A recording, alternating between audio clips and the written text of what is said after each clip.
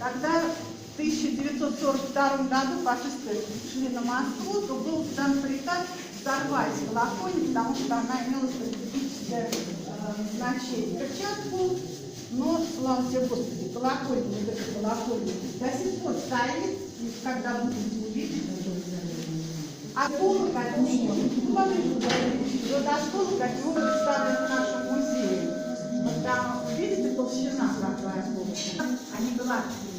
А здесь он весь расчистен. Когда стали расшифровывать, что же на нем написано, многие думали, что Алексей Михайлович там, особенно внизу, было написано мелкими буквами. И некоторые считали, что расшифровку я дам вам время позвонить, мне трудно переключить. Вот, и расшифровали, то получилось. Вот это там по памяти.